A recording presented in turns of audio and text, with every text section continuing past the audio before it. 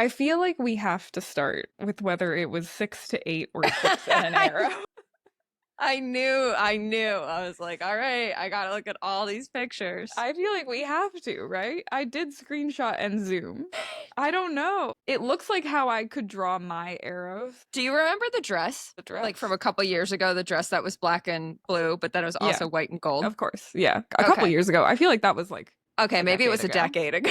I think it was a decade ago. I feel, okay, so I swear to God this is true. I swear to God this is true. I started seeing that dress white and gold. When I first saw that dress, I was like, that is a white and gold dress. And then I saw a different picture and I was like, oh no, that is a black and blue dress. And I could never get my vision back to white and gold.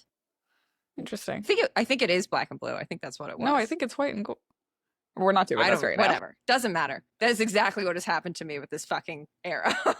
Like, I saw it at first. You saw it as an arrow, or you saw it? I saw it at first. I was like, that's an 8. That is an 8. That's how I draw my 8s. That's a fucking 8. And now I'm like, no, it could be an arrow. I don't think it's 6D. No. I don't know. I think it's either an arrow and she whited out I think title, that's what happened. Like, I think that's what blacked happened. it out of the photo so that we couldn't see it, or it's an 8. Okay, I also feel that we should provide context for our listeners, because in our timeline, this happened 2 days ago. In their timeline, this happened 2 to 4 weeks ago. Yes. 2 weeks ago. We are, in fact, freaking out about Sarah J. Maas's random reel that the drafts, plural, broke the fucking internet. That's the time plane that we are in right now. Yes. So for us, this has happened in the past 48 hours. For you guys, maybe this question has already been answered. That's how time works. I don't know. I really think it's a 6 with an arrow, possibly to a name. I think it's probably a 6 with an arrow as well, but I can't make sense of drafts. So is the 6 and an arrow pointing to something else that's like where it ends? Maybe it was like a 6 and an arrow to Crescent City something else that she's not announced yet. I don't know. Well, here's my thing too. Like, what? Okay. We know how fucking long these books are, right? So what was actually in that single composition notebook? Because it wasn't a draft of this book. I feel like it was the outline. Way too long. What she wants to happen. Yeah, it's got to be like a whiteboard type situation. Yeah. And I don't know writing processes. I'm not an author. Yeah. I think you're right. I think it's Acotar 6-2 something. Mm-hmm. Maybe and we don't know what Crescent the something City. is. Yeah. Anyway, this is not an episode about Acotar, guys. Surprise. It is not. This is still an Empyrean episode. We're talking about the Empyrean series in this episode. However, I do think last episode we said it was our last Empyrean episode, but we lied to you. We didn't know we were lying to you. But you guys came back and you said, wait, we really want you to do book 4 predictions / a theory roundup. And we heard you and we said, okay, you win, internet. We can do that. So this is our back. book 4 predictions episode. We're back. We're back, baby. Just when we thought we were out. Hello. I'm Ronnie. I'm Abby. And this is Dragons in the Details, where we pick apart our favorite fantasy series over the course of an undetermined number of episodes. Truer words have never been said, because we clearly have not determined.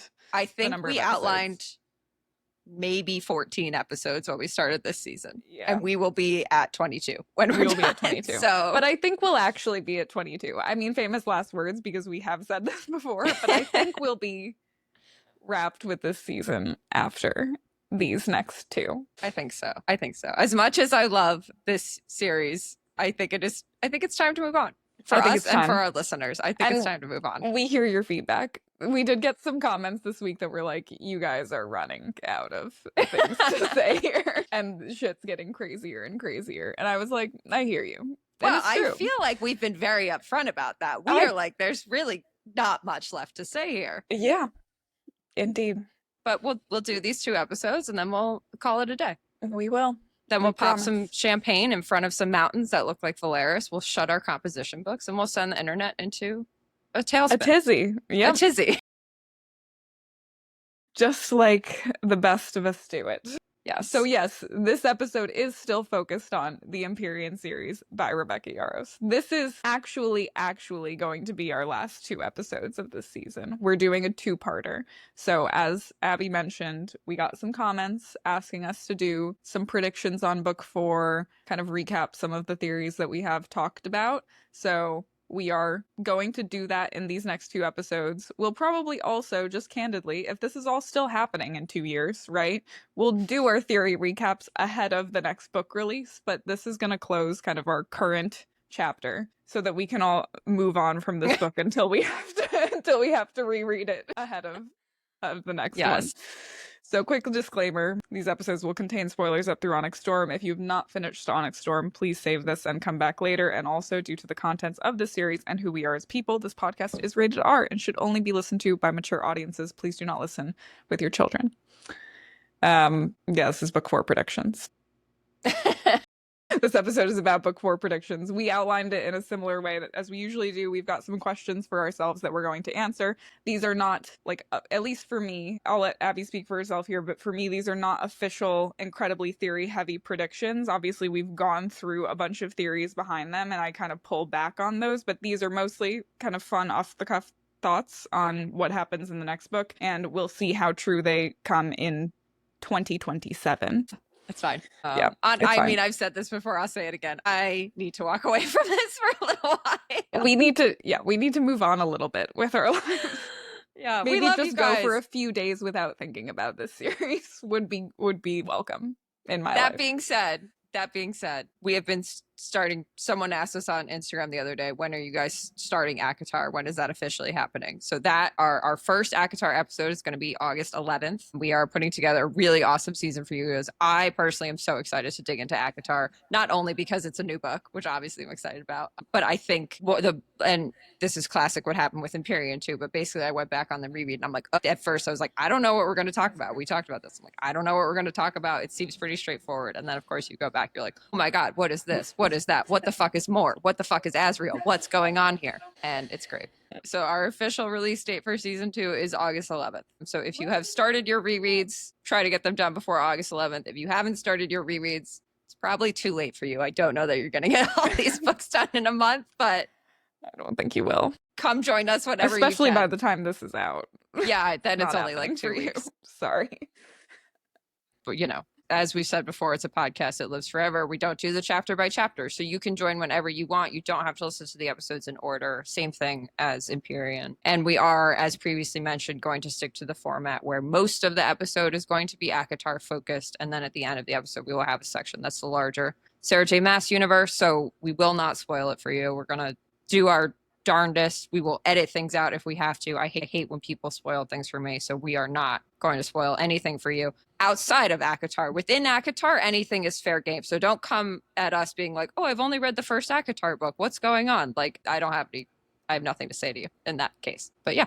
And then do you want to give a very exciting announcement, Ronnie? Sure. We don't do tons of socials related announcements on this pod, but we do have, as we say at the end of every single episode, if you make it to the end, we do have Instagram, TikTok, YouTube, all the socials. And this past week we hit 5K on TikTok. So thank you so much. That's so crazy. Yay. That 5,000 people actually care. Like, TikTok is a very opt-in as you wish kind of platform. And so the fact that 5,000 of you pressed follow on our TikTok is insane. So thank you. Yeah.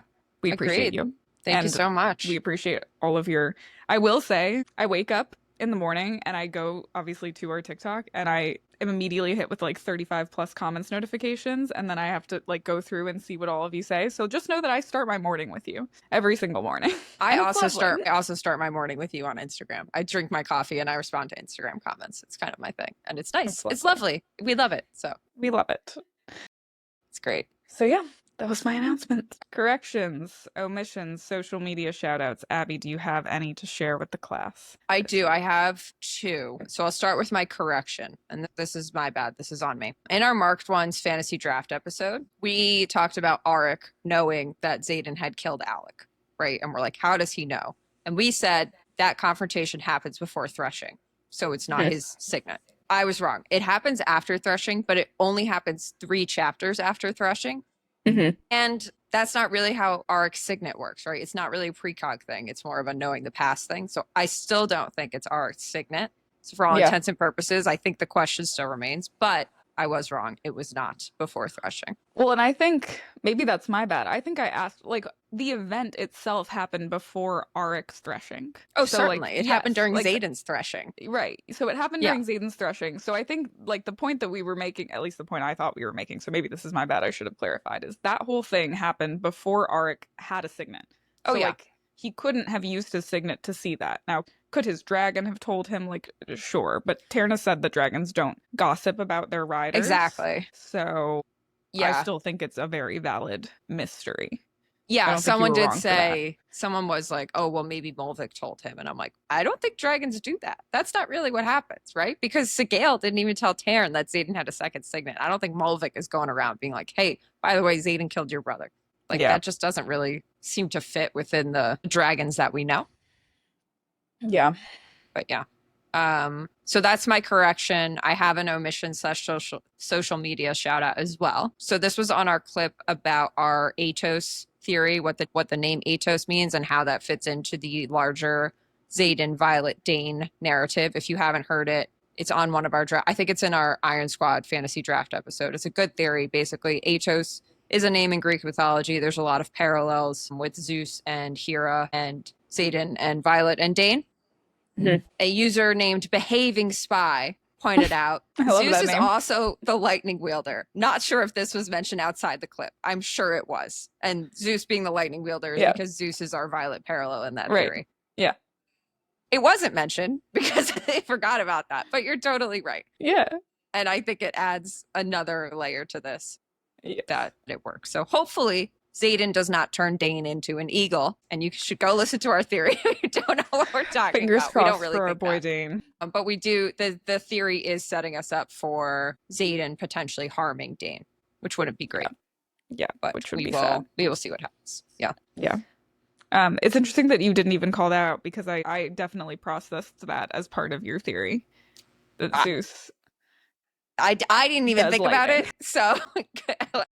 But I think, does Zeus do storms? Should I fact check myself on this? Well, in the Disney movie musical classic Hercules that we just watched, he throws lightning bolts. Yes. I didn't check the actual Greek mythology. Please hold. Zeus rules the sky. I love it. So. I love it.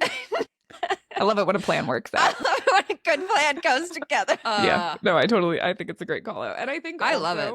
I'll get into a little bit of mythology on this episode too. I think fantasy authors in general, not limited to Rebecca Yarros, love to pull on mythology. It adds meaning to names in a really easy way that's not super obvious all the time. So I totally think you're onto something there. Yeah. I love it as a podcaster because it just gives us so much more to work with and so much to kind of dive into. So it's great. Yep. We love it. We love it. Maybe I'll start with my Alec related social media shout out because you mentioned your correction on Aric. We got a bunch of people coming out of the woodwork with these crazy Alec theories off the back of our clip about not knowing how Aric knew that Xaden killed Alec. There was a commenter who thought Xaden left him for dead, but didn't make sure he's dead. Maybe he's still alive. Alec and Halden are twins, right? So I don't think we know whether they're identical twins or non-identical twins. I don't think that's been clarified anywhere in this book. But there are people wondering, did Alec kill and imprison Halden and has been posing as him ever since out of revenge because he lost both the king's power and a dragon/signet power? People pulled in the quote, Violet says that Halden looks at me like he's never seen me before, and Tairn says because he hasn't. I think that is more related to the fact that Violet has changed really significantly since she's joined the Riders Squadron, but it's a fun play on words.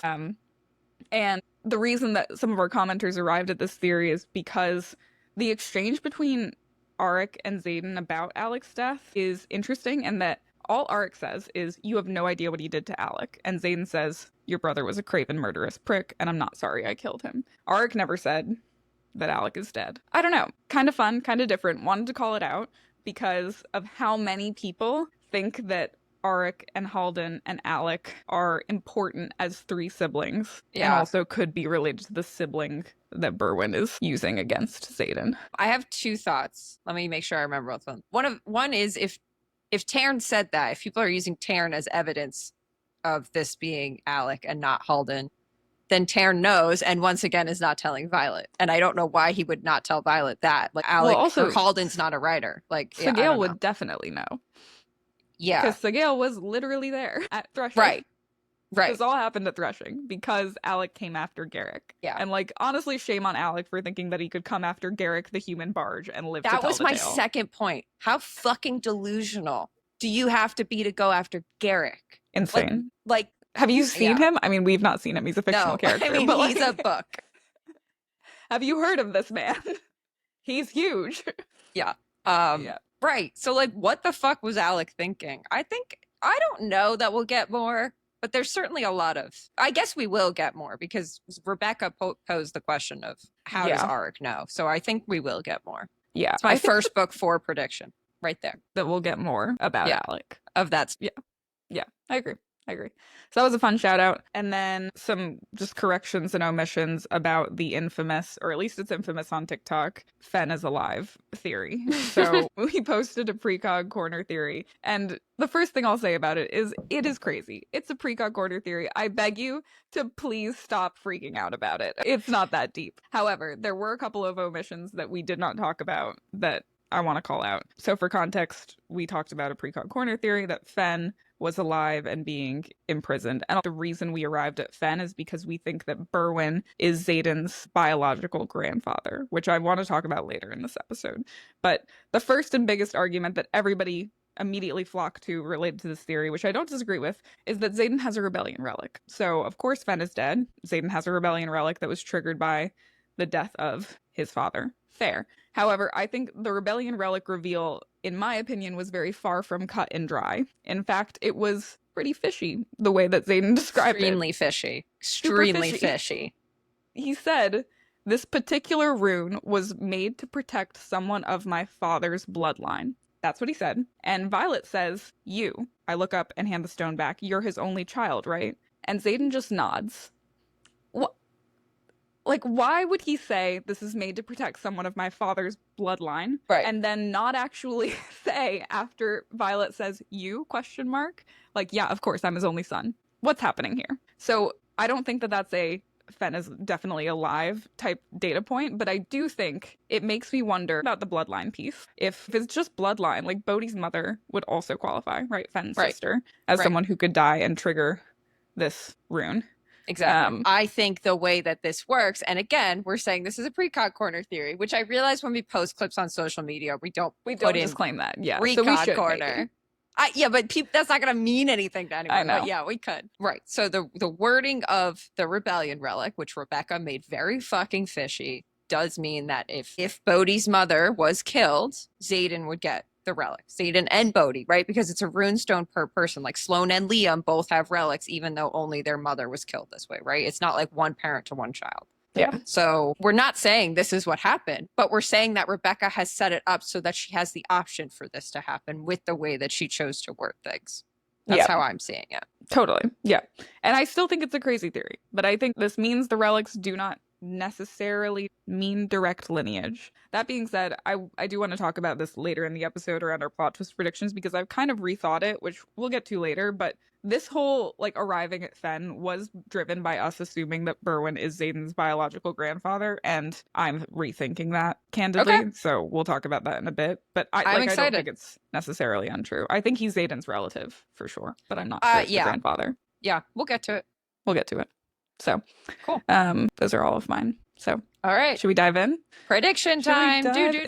Book 4 predictions. Okay, the first question that we asked ourselves, I didn't record who would start, so let's just alternate. You can go first. How do you think book 4 starts? All right, and I broke this down into our main 4 characters. So I have Violet, Xaden, Andarna, and Tairn. I figure everyone else we'll kind of get to later.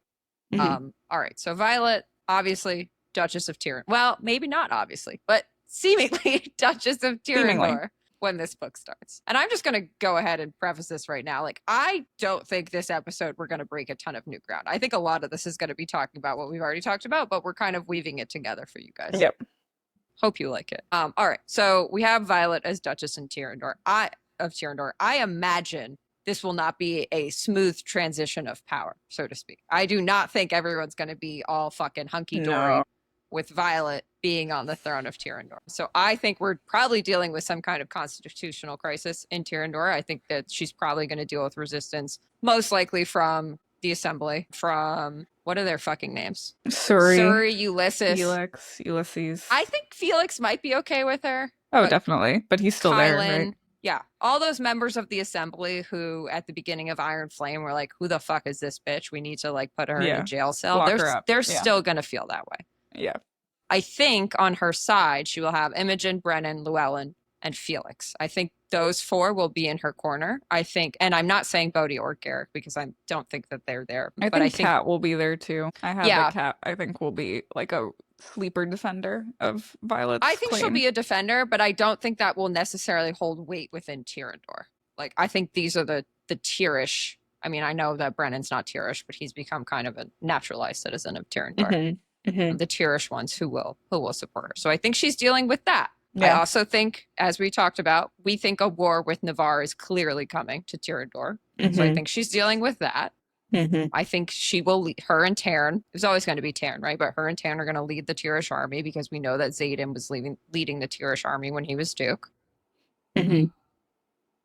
I think these are where I do kind of get into loosey-goosey. So I lied. I guess we do have new theories, but this isn't really deep dive or based on anything. I think Violet might try to build another wardstone in Peromio, just kind of out of the goodness of her heart. Like, as we mentioned last episode, they have the journals now, so she knows how to do it. Obviously, again, still, she'll need to find an Irid to do it. But I think we may see her trying to erect another wardstone to cover more of Peromio. I also don't think we know if the wards in Orisha extend all the way to Tyrrendor. So I think that will be part of this plot. I don't know if it'll be a big part or a small part of the plot, but I think we'll try to get the wards all over Peromio. My question is if Violet's trying to recover her memories. I don't know that she will be. Obviously, she asked Imogen to do this, right? Yeah. So, like, if she asked Imogen to do this, does she trust her past self enough to know that there was a reason? Right. But I do think she's going to be trying to find Xaden. So I think, I don't know how those two things play out. But at some point, obviously, I hope she recovers her memories. I hope we get those 12 hours. Yeah. But I don't know how it happens. Yeah. It makes me really sad to think about the possibility that she won't ever get them back from her point of view. I think no matter what, we'll get them back eventually through Tairn. But like Tairn seeing, I guess Tairn can show people Violet's memories, including Violet, from Violet's mind's eye. Because he did so when Amber Mavis broke into her room. Like, Tairn didn't see that. Violet saw that. That's but, like, a great what happens point. to Tairn's access to her memories when they get erased? I don't think we know that. So, like, my bet is that's eventually how we get them back, but I don't know for sure. My bet is that Tairn still has the memories, even if Violet doesn't. Yeah. We can get into this more, but my bet is also that Tairn is recovering for a long time. I don't think that we start book 4 with Tairn awake. Do you want me to go into Xaden, Andarna, and Tairn, or do you have more stuff you want to talk about with Violet first? You mean for the start of book 4? Yeah. I mean, I was pretty brief here because I was like literally trying to hypothesize where we start this book, like what the first few chapters are. So I took it maybe a little more literally. I think we start with a fight over the legitimacy of Violet's claim to the Duchess of Tyrrendor title. Like, we agree. I think that's exactly where we are. I think there will be people who are on her side and very much against her. And then when we talk about Violet and Xaden's relationship, we can talk about like what all I think transpires after that. But please go ahead with Andarna and team. Okay, so for Xaden, as we've talked about, I think Xaden has Berwyn captured.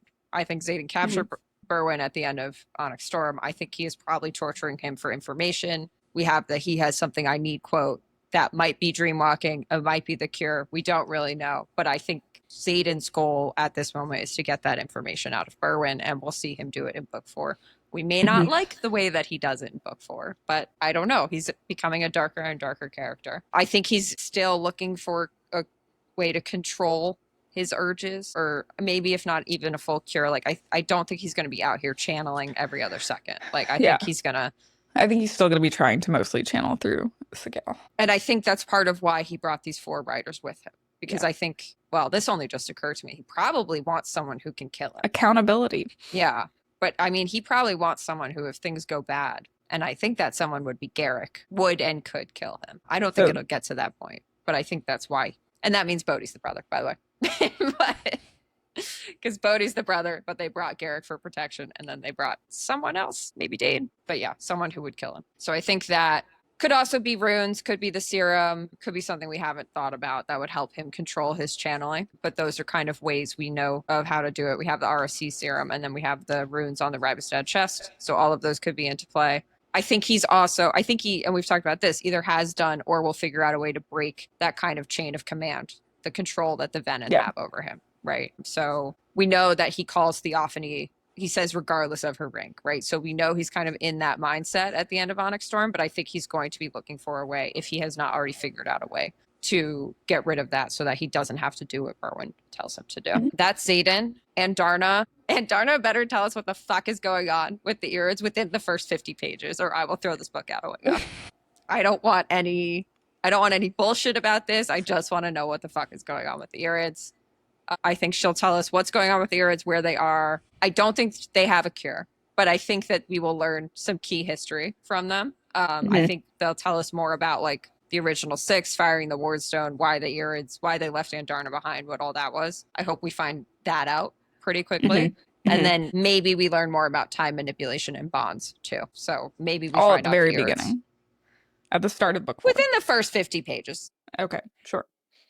I mean, Andarna's been with them. What possible reason would she have? It would have to be something convoluted for her to not reveal this information like very quickly. Yeah. It's my thinking.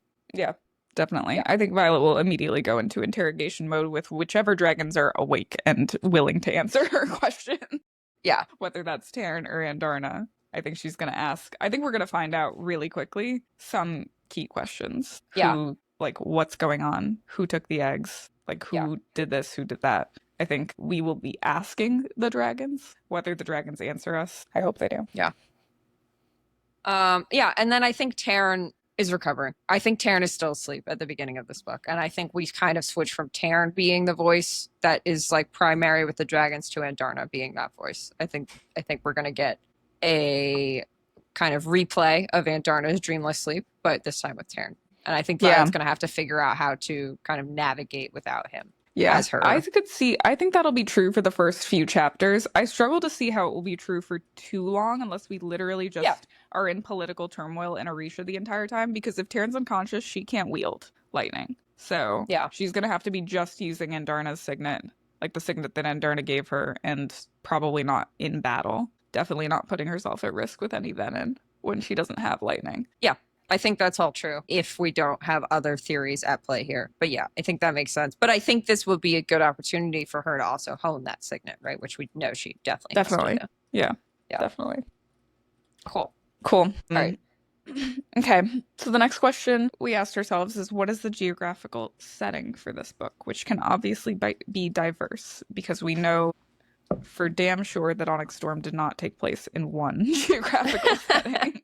So here's my prediction, and I tried to make the prediction comprehensive so it just kind of all works together. I think we spend the beginning of this book strategizing in Tyrrendor, trying to figure out how to protect Tyrrendor, like how to make sure that Violet's claim is legitimate, trying to figure out like where Xaden went, what's going on, what did the Venom do, who took these eggs. Like we're just in Tyrrendor figuring shit out for a little while. Yeah. I think that Violet will want to leave and go find Xaden at some point, which is going to force her, once she feels more comfortable, to put someone in charge in her stead. I think she might pick Llewellyn. Llewellyn is still around and a viable option as far as we know. Like, who knows what happened in the battle, but maybe him. I could also see her leaving it to, like, the assembly, right? Like, Suri, Felix, that crew. What about Brennan? Brennan too. Yeah, he's also in the assembly, right? So yeah. Yeah, true. That's where I think it gets interesting, right? Because if she's now protecting Tyrrendor, I just don't see her staying around. Which, to be fair, like Xaden didn't either. So maybe that's fine. Like maybe she puts somebody else in charge that she trusts. We know that Llewellyn has faith in her and Xaden. Like we've heard fatherly things from him to Violet in terms of advice. So maybe she puts somebody else that she trusts in charge and then she goes. I think then Violet leaves with a very limited subset of people. probably under the guise of doing something other than searching for Xaden, because with the news out, I can't imagine anyone is going to be super big on his side here, except for whoever's left of the marked ones, like Imogen, etc. So I think she's going to take off under the guise of some other mission, probably still related to Irids or Venin, or could she be looking for the eggs? The eggs. Yep, sure.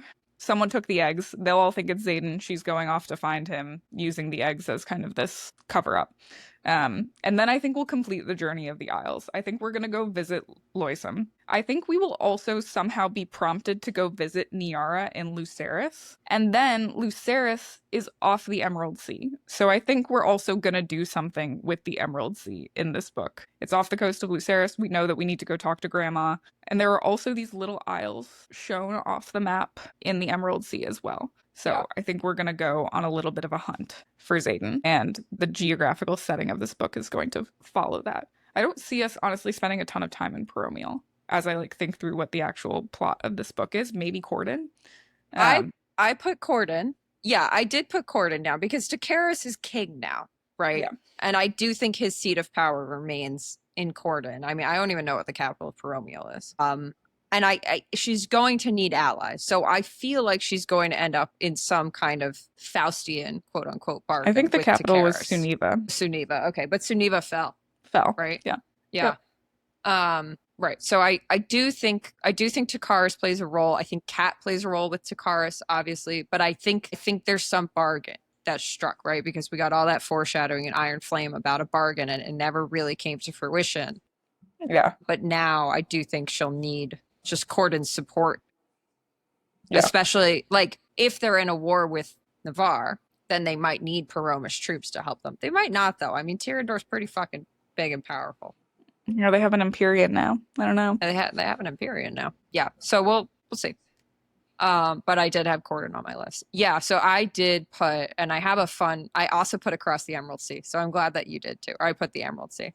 For the Isles, I totally agree with you. I think we're going back, but I don't know that we're going back to every isle. I think we're definitely going to Unbriel because of how sketchy Tairn was. I think we're going to find out what the fuck that was about, especially if Violet is now dedicated to Dune. But we're going to find out that Tairn has some connection to Unbriel too, is my guess. I definitely think we're going to Loisum. I think we have to go back to Hedotus because I think we have to rescue Talia. I think that Talia is a prisoner being held against her will, and I think we might have to rescue her. I just don't think we leave Talia there. I don't think we abandon her. I think Talia continues to play a role in this story, for sure. Okay, sure. Yeah. Maybe we don't rescue her, but I just, it feels like we're not done with the Talia chapter, and especially with our theory about Hedotus being overrun by Venin.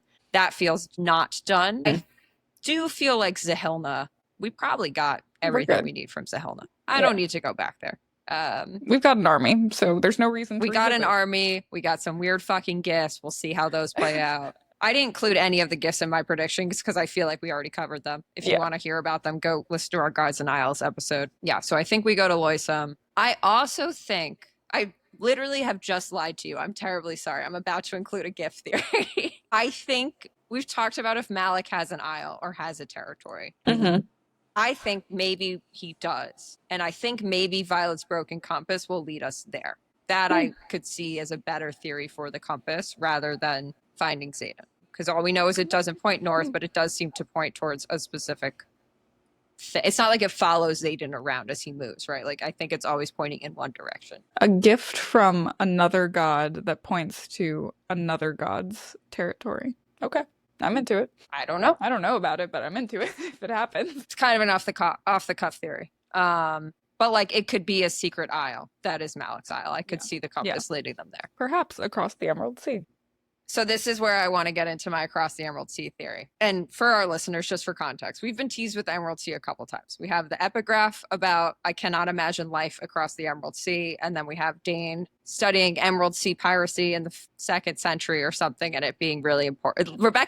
Dane literally says, it's important. So it's an important issue. It's an important issue. As he's like defending himself against Violet. Like, you were too focused on the Emerald Sea piracy issue. Right. So I think that to us is also supposed to show that it's important. Great call out on Lucerys being next to the Emerald Sea.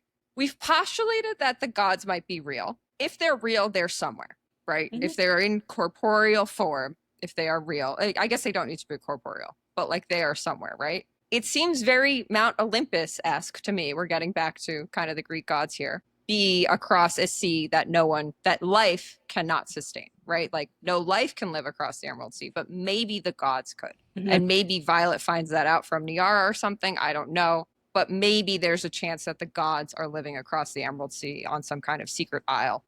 And that's where they are. And that's why we go across the Emerald Sea to go talk to or see or recruit the gods. I don't know. Kind of, again, off the cuff theory. Don't have a lot to back that up. But that was kind of my thinking, that if I were a god and I wanted to make sure that the humans, the mortals, never found me, that's where I would hide, across the Emerald Sea. Thoughts, questions, comments, concerns? Very much of the camp, in the camp of the gods are active participants in this story. Like, we know that Dune's vengeance is what leads to Theophanie's death. So I believe that they're active characters. I struggle a little bit with like geolocating them outside of their temples, but I do think it's interesting to think about what's across the Emerald Sea, even if it's not the gods in physical form. Yeah. Just because we can't imagine life there doesn't mean there isn't life there. Yeah. Maybe a den of sea dragons. I don't know. That's a joke about the irids coming from the water for everybody unclear. It is. Yeah. Yeah. So yeah, I mean, I think that's the question. Like, do we have a Mount Olympus situation where there is actually a home of the gods? Or are they just more like the Tooth Fairy and they just pop up when you need them? You know? I don't think we know. We definitely don't know. We don't know. Yeah. In conclusion, still know nothing. We know nothing. Yeah. All right. Okay, cool. How do you think we'll learn what's going on with Xaden? I have a very short answer for this one. I see two options here. We're either getting Xaden POV chapters, which is what I hope is happening, or dreamwalking, or him and Violet talking dreams. I haven't thought of any kind of third answer here. Yeah. I really hope we get Xaden POV. I don't know. I don't feel confident that we will. Like, it doesn't seem like Rebecca likes to drop in the Xaden POVs when something else is happening from someone's point of view that we're looking at, and we need to know what's happening in Xaden's head, even though we can see him. So I don't know whether we'll get POVs early on, like that it will help us understand what's happening with Xaden. But I do think that Violet will continue walking in his dreams and maybe not directly learn what he's doing, but learn what plagues him and like potentially just converse with him. Like, they've talked in his dreams before. Yeah. When she shows up there, he's like, oh, you're here. And I think the reason I like that plot line for how we know that he's like still him through his dreams is I think it'll be her only evidence that's convincing enough that he is still him inside, but she won't be able to use it because it would force her to reveal herself as an intrinsic. Like, I think like that plot layer will be really interesting because she's gonna know and she's gonna want everybody else to know, but she can't say I'm in his dreams and I know that he's still him. I like because it would get her killed. I also just I really like that. I also just had the thought about, we've talked about how the Venons seem to kind of share signets, right? Yeah. And we know that Berwyn is a dreamwalker, and we know that Xaden has kind of captured Berwyn at this point. So will Xaden himself learn how to become a dreamwalker? And will he kind of find Violet that way and maybe even train her? Which would be really cool. Sexy as hell. Yeah. And if there is some bond between Xaden and Violet that exists, like, does that strengthen when he turns so that he can still access her through it? That would be lovely too. Yeah. Yeah. Okay. Yeah. You know, I originally wrote, I hope we're getting Xaden POV chapters, but I think dreamwalking, you've convinced me that dreamwalking is tighter. It's a better story if it's dreamwalking. I think it will create more interesting plot lines. Yeah, I think you're right. Okay. You've convinced me. But Xaden POVs, like, look, I'll take them. If she's going to throw them in there, I'll gladly take them. Yeah. It's the greedy, I'm greedy wanting Xaden POVs because I want to know what's happening with him immediately, but it's better to not. If we don't. Yeah. Yes. Or if we know pieces and, like, I don't know. I think we're both kind of over the don't we trust Xaden, but I think that's coming for us in book 4. All right. Who do you think will die? I have a list. I do too. So I'm going to start with the one that we've already talked at length about. I still kind of feel good about Riddick. He's reckless. He's unpredictable. We get a lot of signals that he's kind of next on the chopping block. He's cheated death multiple times. He doesn't have a POV chapter. So for those who subscribe to the theory that a POV chapter means that you lived, we don't have that for Riddick yet. And I think he's just like kind of, he's not so consequential of a character that killing him would severely impact the plot, but he would be gut-wrenching as a loss. And it just feels up Rebecca's alley. He's a like Liam style character. We're just like, oh, we all just love him, but killing him would make him as interesting as he is alive, if not more interesting. So I feel horrible about that, but I feel pretty good about it. Did you have Riddick as well? I did have Riddick. I was just about to say the other thing is his signet is not like crucial in the way that some other people have really crucial signets. However, we have gotten some theories on our Instagram that Riddick will be the key to keeping Violet from burnout when she like really needs to. Through ice. Yeah. Yeah. Like he will cool her down. Yeah. So maybe I'm wrong. Maybe his signet is crucial. And obviously he has now figured out how to freeze things with just a touch, which is awesome. Yeah. But it just still doesn't feel quite as critical as like summoning might be, or as earth wielding might be, or as even metallurgy might be with Sawyer if we're getting into talking about the alloy, right? It's like, where is Riddick's role here? But maybe it's just being Violet's towel boy, you know, cooling her down. That's okay. Yeah. That's okay. That's okay too. We love a towel boy. We love a towel boy. Yeah. So Riddick was my first. The next one is a horrible thought, and I really hope that it's not true, but I have a horrible feeling that Dane will redeem himself and then suffer or die. Yeah. We have already lost several marked ones, but we've not really lost anyone in the squad yet. Riddick would count, but I could see Dane being a sacrifice for Violet's sake, which honestly breaks my heart for Sloane. Like, Sloane does not deserve that. But really, really early on in the series, Violet says it's inevitable that one of us will have to bury the other. And I feel really bad about that. I think Dane is at risk here, but I also think he's also one of my pivotal characters that I want to talk about later. So I feel like he's going to be super important to the story too. So I hope he's not important to the story because he dies, but I think it's a possibility. Yeah. So we've gotten, someone commented somewhere that like Rebecca said secretly, obviously none of this is fact checkable, but Rebecca said Dane is going to be super important in the next book. I also hope it's not because of his death. But I fear if it is because of his death, because of what we talked about with the Atos theory and the parallels, that is dying, it is because of Xaden. It might not be directly because of Xaden, but Xaden somehow enables his death. Yeah. And then it turns into Hunger Games, but like Violet can't forgive him for it. I don't know. That would suck. I would hate that so much. That would suck. Yeah. But it's like, I don't know. If you are taking the Greek mythology route, then that is a possibility. I don't love it. Yeah. Yeah. Dane was also on my list. I would hate it. But I could see it. And then my third pick here, I have a fourth, but I don't really want to talk about it actually. I have 6. I have 6 people on my list. My third pick is Talia. I could see Talia dying for Xaden and her other sons. Do you not think that's too similar to what Lilith did? I think it's what every parent is doing. Yeah. in this series. Like Fen has done it, Lilith has done it. I guess it is similar, but in a way that like gives me more confidence in the trope that Rebecca clearly believes in. And Talia needs to be of use. Like, we met her. Right. So I'm game for if she becomes useful in another way. But so far, she seemingly has no talent, no magic, seemingly. She's on Nile without magic. So who knows what she actually is or was. It feels like her strongest use would be some sort of sacrifice for her sons. All of her sons. Yeah. I think it was our friends Faithfully Fantasy. They have a theory that Talia is from Loisum. And is dedicated to Loyal, and that Xaden is also dedicated to Loyal, and that's the gold flecked. The eyes. Yeah. That could be a way that she's useful, I guess, if that theory holds water. I kind of think it's just a genetic thing, but it could be. Yeah.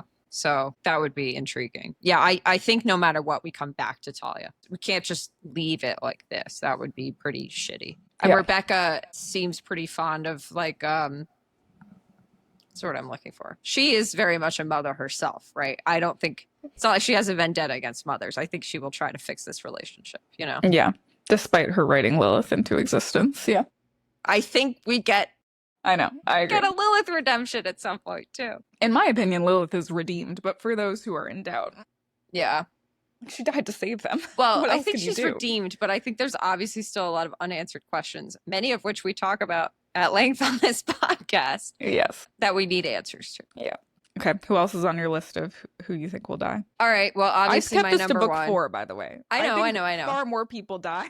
Well, more important people will die before the end of the series.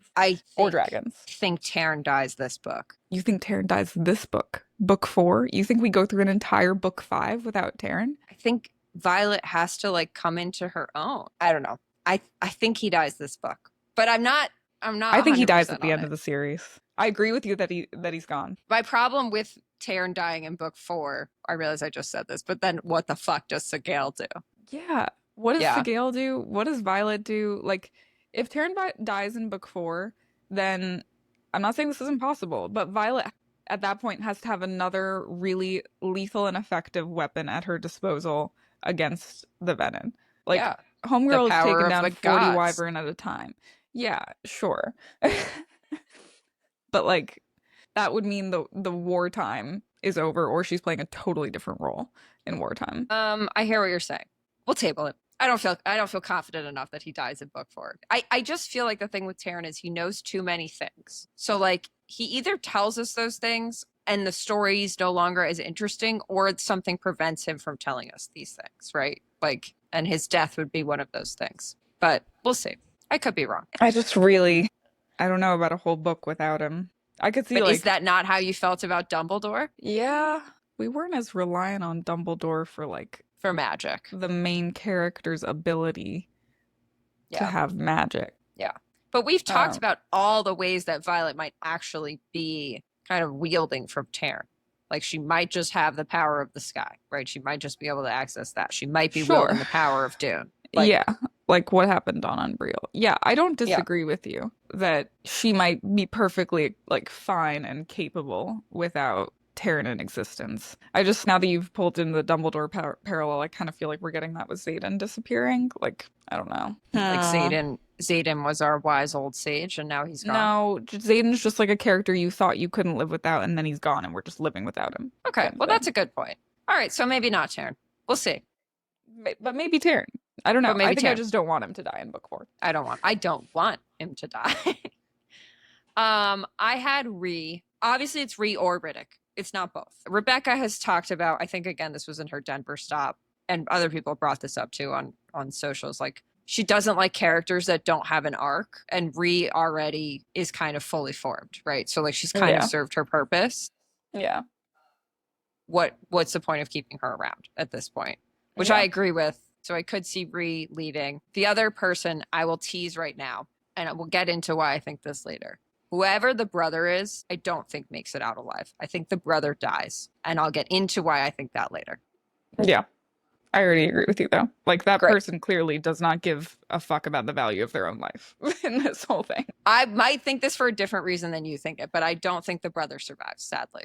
If it's Bodhi, I'm really sad about that. And then the last note I had, I think Auric makes it out. I think Auric makes it to book 5. I don't think Auric dies in book 4. I think if he dies in book 5. I really hope he doesn't. He's not on my list. I do think he's gonna die.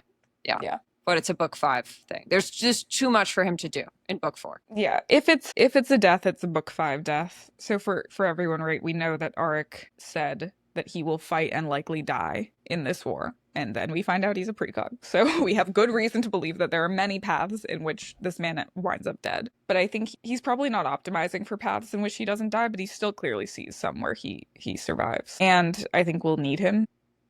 I think we need him. Into book 5. Yeah. I think he survives to book 5. For sure. Cool. All right. Who will be the most pivotal characters in book 4? I have a long list. I have 5. I have 5. I have 1, 2, 3, 4, 5, 6, 7. Okay, let's go character by character. If we both have them, then we'll each talk about why we think they're pivotal. Okay. We just talked about it, but my first one is Auric. Of course. Okay. Also my first one. Moving on.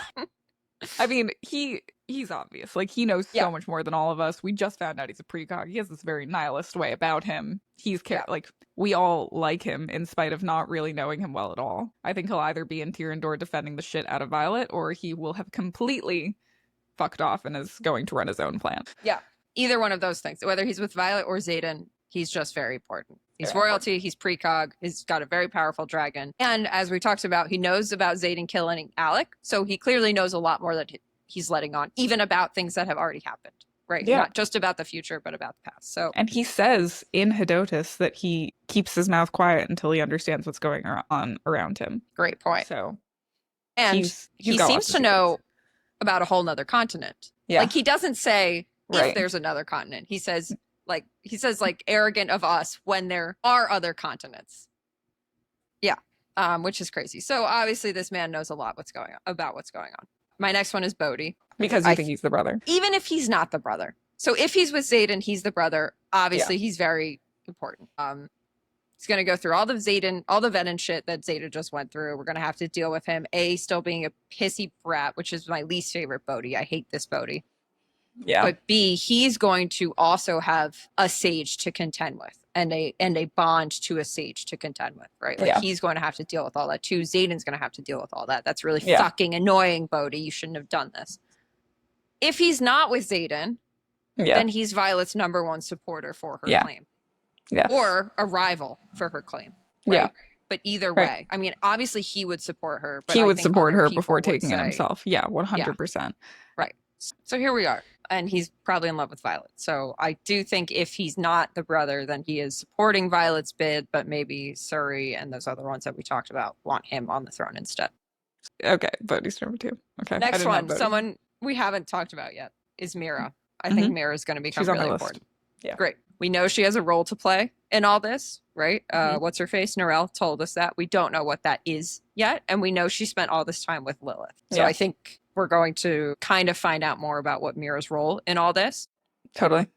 We've also talked about, and I'm just going to say my next person is also Niara. We're just going to learn a whole bunch from her, but this kind of Mira-Niara combo. Yeah. We talked about the bracelets. Maybe it was last episode. I don't remember. But I think that they have a lot more insight into dream walking than has previously been mentioned. And obviously Mira has no idea that Violet is a dream walker, right? So she just wouldn't tell her. But it may come to the point where Mira's like, hey, we know the Venom have a dream walker. Here's how you defend yourself against them. And that is very good information for Violet.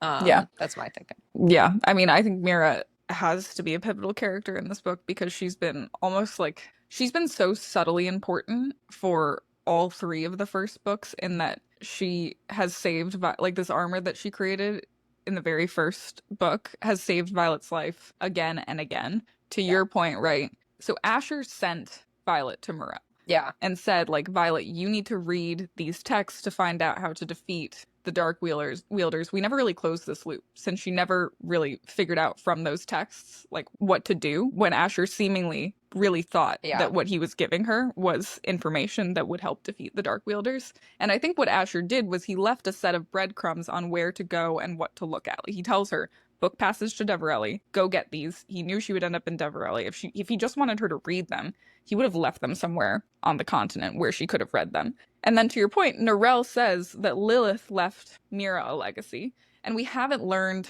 what that is. But I wonder whether we're getting I wonder whether Mira's legacy, because remember, Asher thinks that Brennan's dead when he leaves these things. So I wonder whether Mira is left with something that combined with Asher's texts makes sense. Well, and Asher finishes this letter to Violet where he tells her to book passage to Deverelli with trust only Mira. Trust only Mira, right. So I think you're totally right. I think it's Violet has pieces of it, Mira has pieces of it. They need to talk to each other to figure it out. Yep. Cool. Agreed. Okay. Who's your next person? Dane. Yep. Happened to. All right. So I think I have it on here that Papa Atos might end up being our big bad for book 4. I think if we believe that Melgren isn't Venom and he is, which is what I believe. So I think that's going to, maybe not our big bad, but I think we're going to find out that Papa Atos is Venom in book 4, right? We also have postulated that Dane might be a Venom offspring, right? I think he's our strongest case for a Venom offspring that could evolve, and we know that he has all this power, right? So like what is that building us towards? How is that going to play out in book 4? I don't know, but I think it's going to be important. Yeah. And then I just have a question, like, whose memories is he going to read, right? Because we know the past is so important in this book, right? So what memories is he going to read? Is he going to read Berwyn's if he's with Xaden, as we've talked about? Is that how they're going to find out about dreamwalking? Is he going to read his own father's memories and find out that he is this Venin and that Dain himself is a Venin offspring? Is he going to read Violet's? Is he going to read Andarna's somehow? Like, I feel like Andarna has a lot of memories now that we need to sift through. Maybe she'll just tell us. Maybe Violet and Dain combined can somehow read Andarna's memories. So I just think Dain, both in terms of what we've been told about his power and his signet and how important the past is, seems like he will be a very pivotal character in Book 4. Yeah.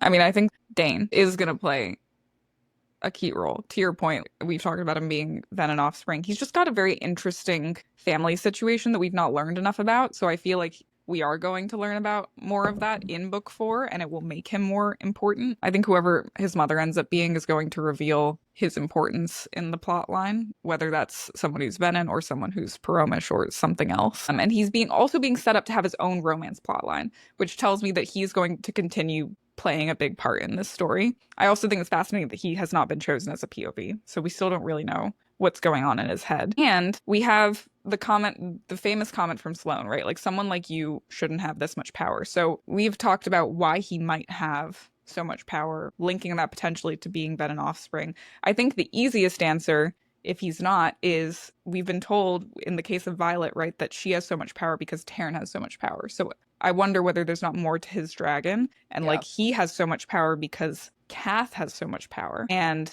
we're told this is a reason for why riders are powerful in the first place. So then I think this begs, why did Sloane say someone like you, right? Like, what does someone like you mean? I wonder whether she meant someone who's not a marked one. Yeah. And she knows, either through her dragon or just through, the meetings that they have, that the dragons of marked ones are seeking out direct descendants and changing their names. I wonder whether that's what she sensed in him with Cath as well. Like, did Cath bond a direct descendant of a former rider? And then Dain has kind of more power, stronger power, second signet, or just like in Imogen's case where it's like not a direct relative, like not a direct line. It's just a relative. So he's especially strong. I don't think we know that for Imogen. That was Quinn. Oh, sorry, Quinn. I meant Quinn. Yeah. I meant Quinn. Indirect descendant. So they just have a stronger signet, not two. Yeah, I think that's an option for Dain and Cath. It also just occurred to me that maybe Dain is safe because he is getting set up for a Sloane romance. Sloane already lost her brother. If she loses Dain too, that's pretty brutal. Yeah. But maybe he's horribly injured or something. Imogen is my next one. I don't have her. She's with Violet. She knows something about what happened during those missing 12 hours. So I think she's super important. Yeah. She might be the only one that Violet can really trust within this new Tyrannor. I don't know that Violet can fully trust Brennan anymore with how sketchy he was being with Wilson. So, like, Imogen may become Violet's kind of number 2, which is sad for Ree, but we've been kind of working towards that anyway. Especially now that Quinn's out of the way, too. Imogen's going to be looking for a best friend. Yeah. Oh, sad. Sad. That was kind of deep for no reason. Sad. Like, I just don't know that the Iron Squad is going to be like chill with Xaden anymore, right? Like Drathis might have been a bridge too far, especially with Riddick. I think Imogen is going to be Violet's only ally left who's still looking for Xaden, unless Garrick or Bodhi are still there, which I don't think either of them are. Yeah. I also think we're going to find out more about her mother. It seems like her mother was an important person. We know that she was executed. I don't know if that was because she was Tyrrish nobility or if she was military leadership, but I think Imogen supporting Violet for her claim to the throne will lend some weight. I think that will be important. And I think we found out more about Trisilla. Is that her name? Trisilla Cardullo, I believe, and her sister, whose name I don't remember. So I think she'll be important. And we've talked about she might have one of those 6 most powerful signets with the earth wheeling. Her signet has literally never been seen before. Yeah, That's Imogen. And then my last one. I'm curious to see if we had the exact same list. My last one is Sloane. Is your last one Sloane? Okay. I do think she'll be important. I was stack ranking like who is worth talking about. I think there are 2 characters that will be more pivotal than them, so they're not on my list, but I totally agree with you. I just think there's so many questions still open about the Mayuri family. Totally. Yeah. And Sloane is our last remaining Mayuri. Yeah.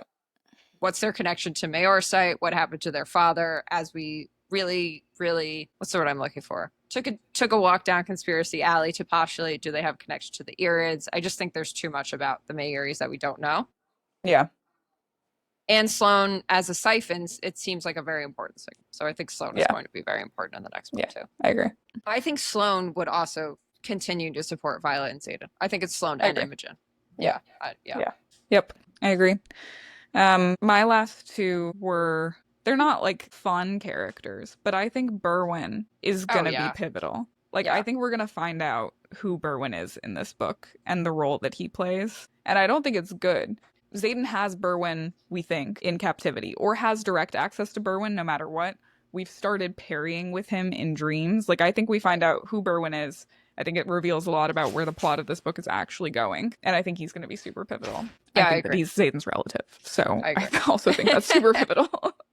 I agree. And then my last character that I think is going to be pivotal, even though she's dead, is Theophany. Someone brought up in our comments, like, she was such a great and terrible villain, which with such clear ties to Violet, that I don't think she's coming back to life. Like, people like to talk about that. They're like, oh, is she really dead? You can't just kill a villain that important this early in the series. No, I think you can, but I don't think we're done learning her story. Like, I think we're going to learn about Theophany's background, who she was. Was she just a high priestess, or was she like the high priestess or something really important that led to these isles not having magic or played a role in it? I think she's going to be super important, even though she's dead. And that would point toward us going back to Unbriel, too. Back to Unbriel, yeah. Yeah, I think you're right. I think you're right. I think that'd be good. I have no notes. So those are my pivotal characters. Any other notes, reactions, disagreements? No, I think you're right. I didn't even think about the bad guys, but I should have, and I think you're right. I guess my only other one would be the one who watched. If he's coming into play in this book or book 5, he feels more like a book 5 character. Yeah, he, you mean? Yeah. Maybe this book. Definitely next. Definitely next book 5. Like, yeah, he meaning for our listeners, the one that Theophany reports to, who is definitely not Berwyn. Yeah, who's not Berwyn, because she thinks Berwyn's an idiot, which is also an interesting dynamic. I have a feeling Theophany thinks most people are idiots. But I feel like it is helpful to know that, because it points to all of Venin not working as one army. Like, I don't think they're working as one army. Yeah, absolutely. They're still people. Like, they still have personalities. We talked about this in our Venin episode. Anyway, next question. So the next question we asked ourselves is, what are your plot twist predictions? I tried really hard to keep this to 2 to 3.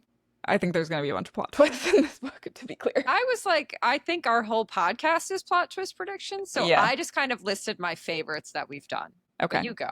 Mine are mostly repeats, but I think I was trying to think less about like what I want to be true and what could be true based on the world, and like what I think Rebecca would actually write into existence, knowing like her style, which I think is a little bit different than some of the stuff that we've come up with.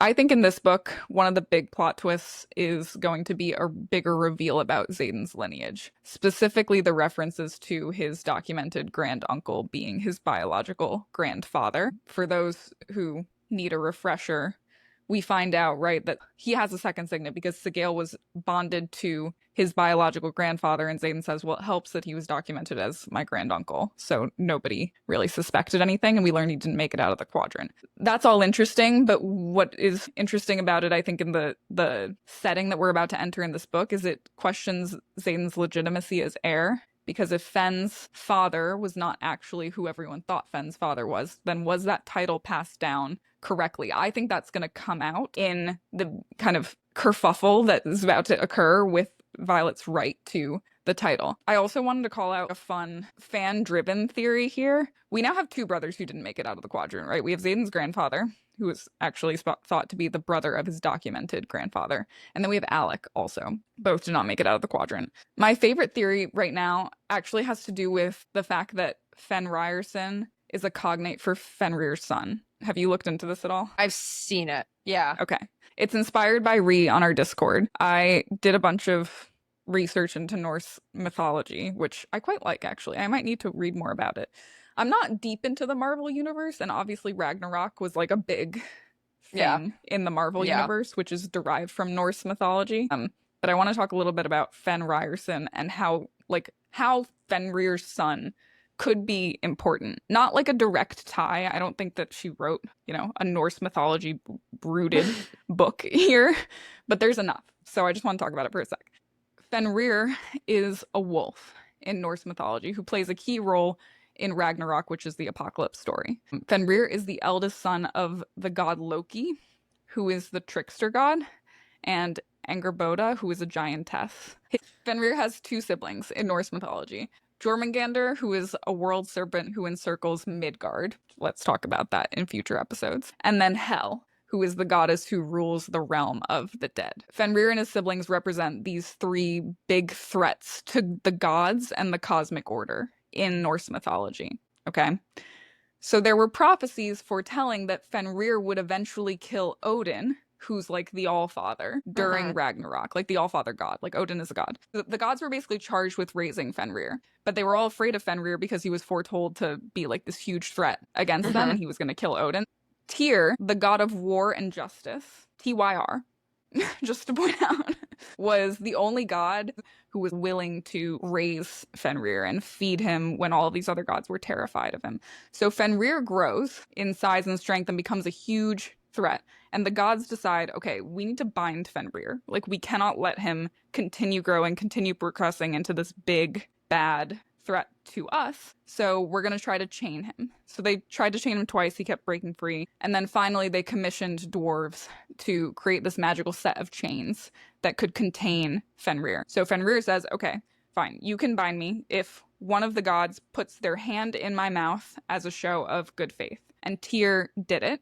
Tyr, the god of war, put his hand in Fenrir's mouth, and Fenrir bit off his hand. So that's like the bite off the hand that feeds. Like, that's one of the origins of that. And so then Fenrir was punished by being bound to a rock and imprisoned. So Fenrir is imprisoned. During Ragnarok, Fenrir breaks free and kills Odin. So the prophecy is fulfilled. Kills Odin, the god of all. And after killing Odin, he's killed by Odin's son. Fenrir has 2 sons of significance, wolf twins, Skoll and Hati. They chase the sun and the moon across the sky. And Skoll means treachery, and Skoll is the wolf that is eternally pursuing the sun. So Skoll represents this constant threat of darkness, overwhelming light. And then Hati means hate, and chases the moon across the sky, which represents hostility against the cosmic order. So during Ragnarok, like Ragnarok is this like end of times, right? It marks the beginning of this end of times.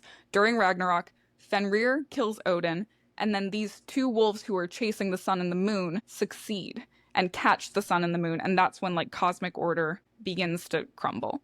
So that's the Norse mythology side of it. So then parallels, right? Fenrirson then would be the parallel to one of Fenrir's sons. So he would represent either Skoll or Hati. I'm guessing he was the threat to cosmic order, given he basically attempted to succeed from a generally well-governed nation. So I'm assuming he's a parallel to Hati, who's the threat against cosmic order. This might imply that Fen might have a twin. I don't know. Secret twin. Not sure. That could be a plot twist we're being set up for. I'm not going to take this too literally. But mostly, I think it means that Fen's father, who again is Xaden's biological grandfather, documented granduncle, could be a big bad who is the imprisoned person in this story, who could be the person that Panchek had access to and somebody else does. He never made it out of the quadrant. He could be the parallel to Fenrir and might be a character that we've not even met yet, rather than Xaden's grandfather being Berwin. Like, maybe Berwin is Xaden's great-grandfather, and this son is imprisoned in Basgiath and is a parallel to Fenrir. Right. So I think a couple of things on that. Xaden doesn't actually say his grandpa died at Basgiath. Says he never makes it out of the quadrant. He said he never made it out of the quadrant. Right. The reason we thought...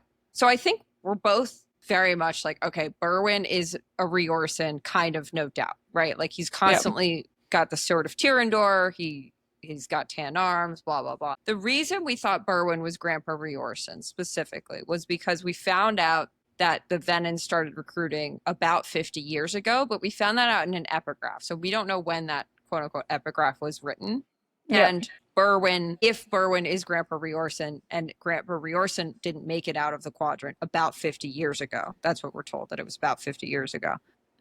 Berwin's dream walking could be how they started recruiting. That was kind of why we were like, okay, Berwin is Grandpa Riorson. I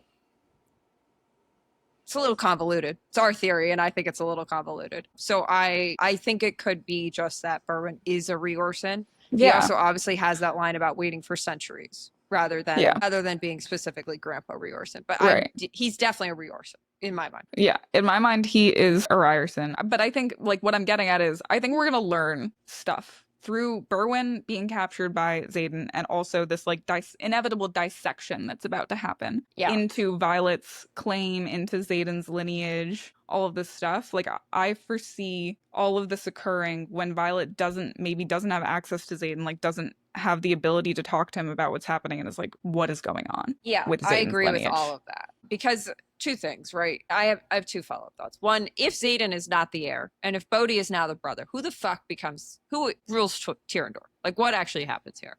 Yeah. Could be that they go to a democracy, right? We have the democracy teas with Hidotus. Or a republic with the assembly. What happens? Yeah. My second follow-up thought on this one, with Fen being imprisoned, with our theory that Fen is imprisoned at Basgaia, we don't have a dragon. A loose theory. A loose theory, but we don't have a dragon to contend with there, right? Because Fen was infantry. Right. But the Xaden's grandpa was Sigale's rider. Yeah. Right. So like if he's imprisoned at Basgaia, Sigale fucking knows. And I don't think there's any way she just kind of lets that lie, right? So I don't know. But I think we find out more about the grandpa. Whether he's Berwin or just I wouldn't be that surprised if Xaden didn't know and just like didn't tell us. I'm not saying Xaden didn't know, but but Sigale would know. And Sigale would like tear Basgaia apart to get him free, don't you think? That's her whole vibe. Unless he did something unforgivable. Like unless he turned or something. Like the Basgaia, or they're just constantly dosing him with serum and she thinks he's dead. Yeah. But I think I do think the only way that this would be true is if Sigale knows and Xaden knows. And I don't think it's that crazy to think that they both do, because Xaden knew that Sigale bonded this relative, this grandfather of his, and Xaden knows he didn't make it out of the quadrant. So like they had to have talked about it at some point. There's no way they didn't talk about it. I don't know. No, I'm not trying to pinpoint the exact unwinding of the lineage. Right. I just think that that's going to be the plot twist, or a plot twist in this series is like, shit, Xaden's line is not what we thought it was. Fen's line is not what we thought it was. When you podcast about the same books for 21 episodes. So here we are. Yes. Cool. Do you have other big plot twists? I do have one more, So my next plot twist that I think is going to happen in book 4, that is not going to be a surprise to anybody who listens to this podcast, but to me, in the book, I think it will still be a huge plot twist. I think Violet is going to walk into mines in this book. Like, in episode 1 of this podcast, I think we called out that Violet can slip into people's consciousness when she is awake. We have several examples of this happening when we were none the wiser reading these books, right? Violet accidentally slips into Xaden's mind when she means to speak to Tairn when they're in Corden. She's asking Tairn, will you still keep me if I have to crawl up the stairs? And Xaden replies, you're not crawling. We're led to think, and this happens several times, right? We're led to think that Xaden is just straight up reading minds, but it's always with Violet in these scenarios. And like, I think she's just accidentally just walking right into his mind because they have a bond. And then of course, the point that you brought up on our last episode, which is she has walked into Sigale's and Xaden's minds during battle, and seemingly Brennan's, where she says, We think. That's a theory. I don't know. She says, I drag my gaze to hers, being Sloane's, but I'm not here. Not really. I'm dying on the battlefield, the last of my strength, fading, burning, consuming my body, but it will be worth it to save the one I love, Violet. It makes total sense, right? If she is walking into minds, that it started in dreams, because your mind is already drifting when you're asleep and no one is shielding. And they learn to shield when they're at Basgaia. I think Violet is going to hone her signet in this book, but I also think she's going to realize what it is, and it's going to scare the shit out of her. But I do think that is going to happen in book 4. That's my other plot twist prediction for book 4. Yeah, I agree. I think that makes sense.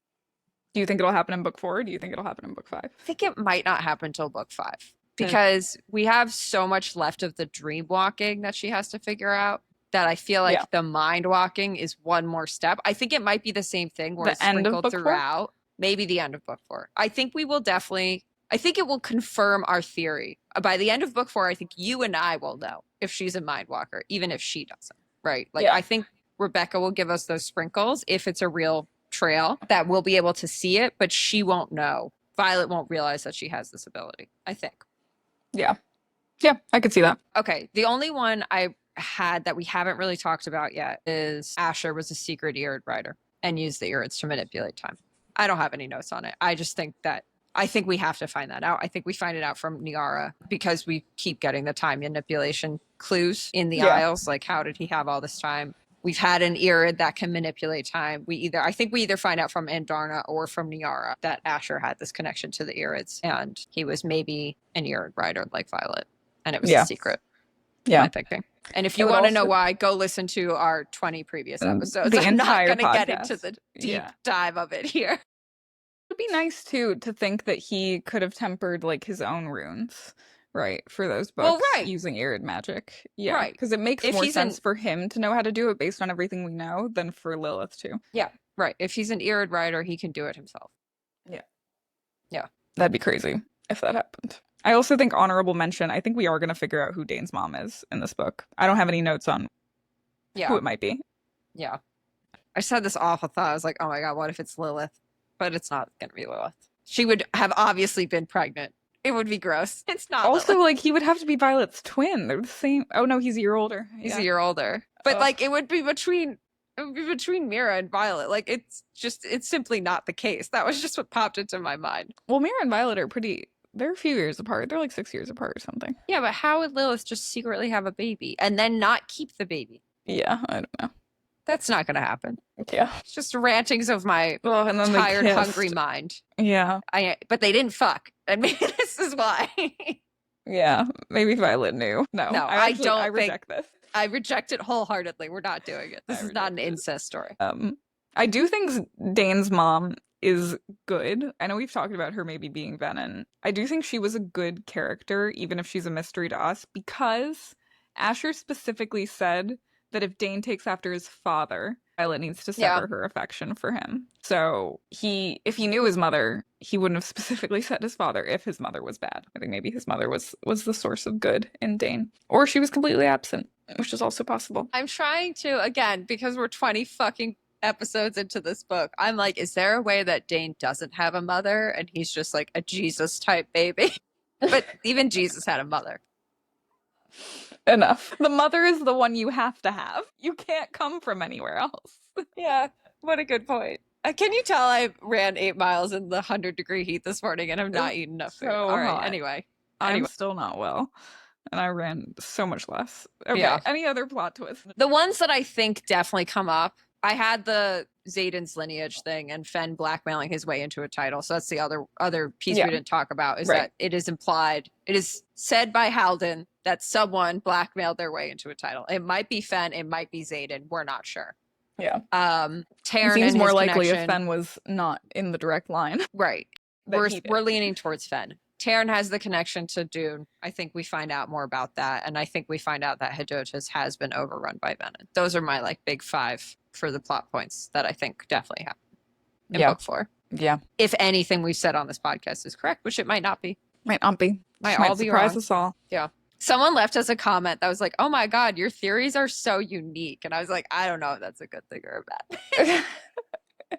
Yeah, we've gotten more frank comments than that on our TikTok. So yeah, we know, guys. Okay. That's why we're ending this chapter. We're aware. We're well aware. Yeah. All right. Last question for this part. Remember, this is a 2-parter, so come back next week for the next part. But the last question we are asking ourselves in this episode is, what is your guess for the book 4 title? Do you want to go first? Do you want me to go first? I mean, I think these are all gonna sound dumb no matter what. I think mine sounds pretty dumb too. I used the cover art to try and derive what I think the next title is going to be. So we've got Fourth Wing, we've got Iron Flame, we've got Onyx Storm. And it's basically a gradient from red to black to silver. So I think the next book starts with silver, personally. I agree. My guess is Silver Thread. I don't know whether it's going to be right. Thread. Why Thread? Because I think that Xaden and Violet are still linked. Okay. And I think Violet is silver. And we're transitioning to silver from the Onyx Storm book. Yes. Cover. I also did silver. I did a little bit more thinking about Onyx Storm, obviously we find out what like the storm is, but like storm is really more closely tied to Violet's signet, right? So like the Onyx is obviously Xaden. Like I know we find out what the Onyx Storm is, but if we're just taking the two words separately, Onyx we obviously associate with Xaden because of his bond with Violet being constantly described as Onyx. His eyes are described as Onyx. He's got the Onyx bracelet. That's Xaden. But Storm is more Violet, right? Lightning, Lilith, etc. So I was thinking, okay, if Silver, because I agree it's Silver, if Silver is more Violet, then we need something that's more Xaden. So I came up with Silver Shroud, which I hate. I think it's a terrible what about title. Silver Shadow? That could be Xaden. Silver Shadow feels too much like Silver Surfer, I feel like. I don't know. Okay. Same idea. Silver Shroud. Yeah, because Shroud also has two meanings, right? It means a thing that envelops or obscures something. So like the shadows, obviously. But then it's also a burial garment. So like it could be foreshadowing Xaden's death, which like I think Rebecca would have a great fucking time with. Yeah. So that was kind of my thinking. I really hate the way it sounds though. Like I don't like the SS thing. Yeah. So I don't think it will be that, but that was kind of my best guess. Cool. We'll see. I like the thought of the Xaden word and the Violet word. I guess what I was working off of instead was the fact that each one of these titles have been said in a pivotal moment in the book itself, right? So like Onyx Storm was said when Xaden turned. Iron Flame was what we needed to fire the Wardstone. And Force Wing was a silver shroud could be what covers Xaden's body when he dies. Yeah. Yeah. I guess that's what deterred me from Silver Shadow when I literally just thought of it just now. Is like there's not going to be a Silver Shadow. No, right. Unless Xaden has been dedicated to Dune, and then suddenly the shadows are silver, which I don't maybe Xaden got dedicated. Who knows? Who knows what happened in those 12 hours? Yeah. All right. Okay, so we think it starts with silver in conclusion. Yeah. Us and many other people think it starts with silver. Yeah. Cool. Okay, well, that concludes part 1. Come back next week for part 2. We're going to continue doing book 4 predictions in part 2. But before we close out, Abby, what are you reading? Yeah, and real quick, no precog corner this week because this whole fucking episode is precog corner, all precog. Guys. Yeah, all precog corner. We could have titled this episode. Maybe we will title this episode precog corner for book 4. Okay, so I remember a couple weeks ago I told you I was reading this book called Anathema. Yeah. By Carrie Lake. I finished it. Yeah. It's very weird. Okay. It wasn't bad. Do you still recommend it? So here's what I'm going to say. It feels like a part 1. Like it feels like those stupid Avenger movies when you sit through 3 hours of movie and then it says part 1 and you're like, are you fucking kidding me? So I can't really give you an answer yet. I will read part 2. And originally it was supposed to be a duology, but she recently said it's going to be 3. So I will read part 2. But like, I do not know. There is no plot arc. Like there is not a clear story that finishes at the end of book 1. It just kind of ends. I would hate that.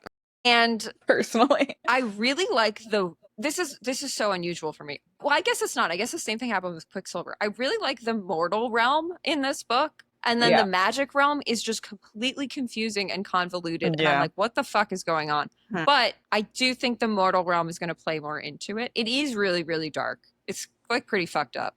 And I don't think the love story works even a little bit. So we have an unfinished story, we have a bad magic system, and we have a bad love story.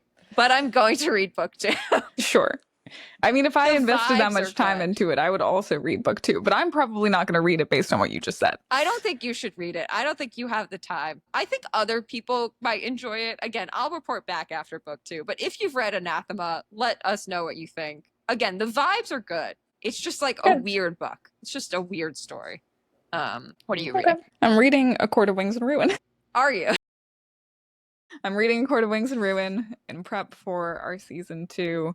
We'll obviously talk more about those books and how we feel about them. But I am enjoying A Court of Wings and Ruin. It kind of, like, honestly, my perspective from first read to second read didn't change that much for me on this one. Like, I still think that the second half is far more interesting than the first half of I'm surprised how little actually happens in that book. Right. Especially in the first half.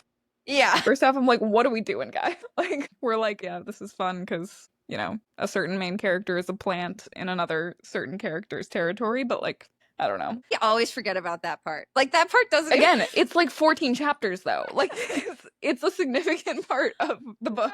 Yeah. We'll I get don't know more if it's into actually it. 14 chapters, but it's enough time that I'm like, Yeah. let's move along. Yeah, we'll get more into it for sure. I will say on my reread, I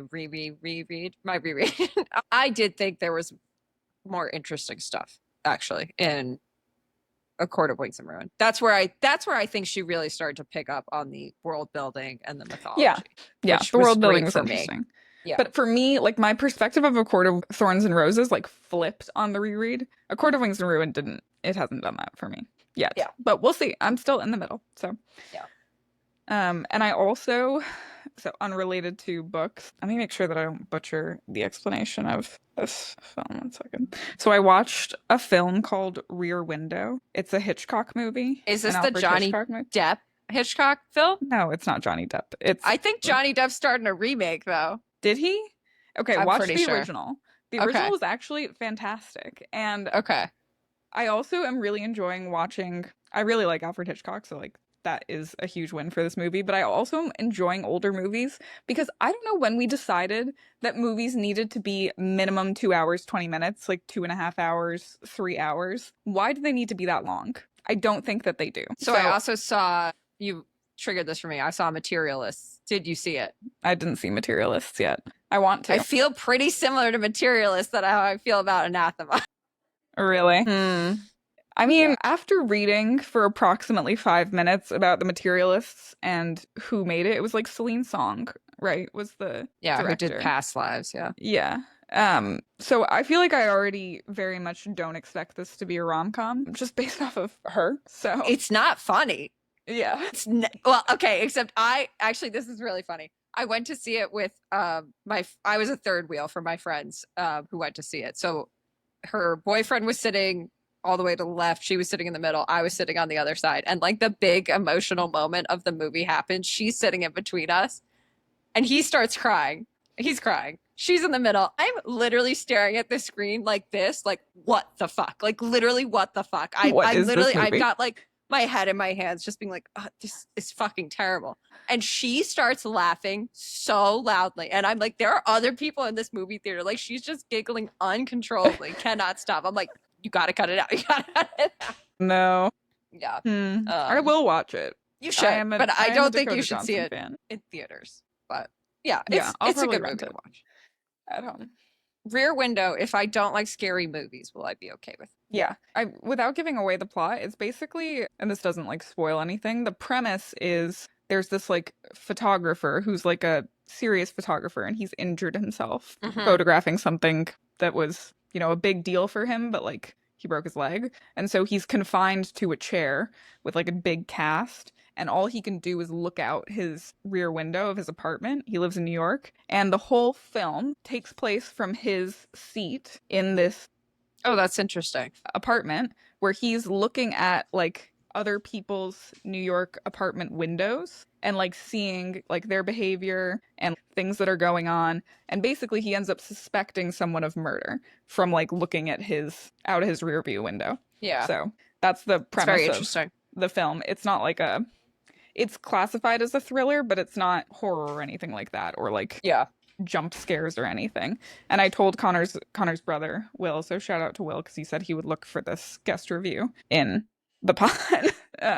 He's gonna I really liked it. Listen to all this about a book that I'm guessing he hasn't read just to I'm get to probably this gonna review. give him the timestamp of the review. So, Will, Perfect. I did watch Rear Window and I did like it. It was Thank good. you, Will. Shout out to Will. Shout out to Will. Yep. Cool. All right. Cool. Okay. Social media. We are on TikTok, Instagram, YouTube. We have an email address. It is dragonsinthedetailspod@gmail.com. So go follow us there. Also rate and subscribe. This podcast helps us a bunch because we are a baby podcast trying to find our way. We have, last time I checked, 777 followers on Spotify, which is huge. Thank you guys. That's amazing. Also, I love that it's 777. That's great. Yeah. But that's huge. Thank you guys. That's amazing. Thanks for following along. We're everywhere. And I will say, if you listen to this podcast and don't follow us on social media, I never want to push people into social media because I know that it's a toxic place and like not everybody wants to be there. But if you want to engage on theories, that's where we get such awesome comments. And we are on Discord. We are Dragons in the Details Pod. That is our Discord server. And there's a link in all of our socials bios to that as well. So it's a fun place to contribute and talk about the podcast. And as we ramp up for season 2 to cover Acotar, feel free to leave kind of comments, things you want to hear about as well. We'd love to hear your thoughts ahead of ramping that up. Let us know what you want us to talk about with Acotar. I will tell you right now, we are definitely going to talk about more. So just keep that in mind. I like how that's like your... That is the one people have been like, what's the deal with more? And I'm like, I don't fucking know. Yeah. Yeah. But we'll talk about more. We'll talk about Tamlin. We'll talk about everybody. But if there's something specific you want us to dive into, let us know. I do think there's easily 22 episodes to talk about with Acotar, but that's 5 unfortunately, books, not 3 books. Next season will not be shorter, so no, prepare yourselves. So.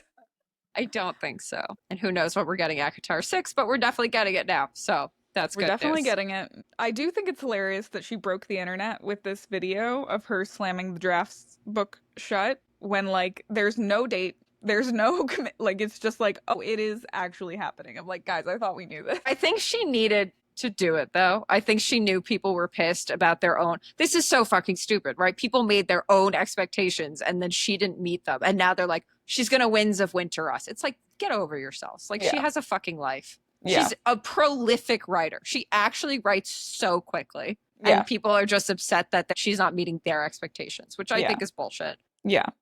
Like, but just because you happen to be alive and reading during the time when these are not all yet published, don't make that her problem. And wouldn't you rather this last longer? I would.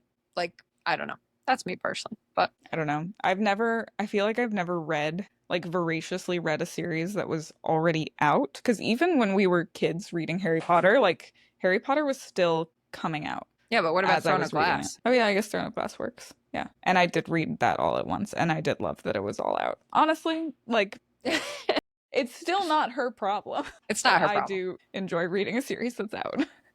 Yeah. All right. Great. See you in part 2. Love you, bye.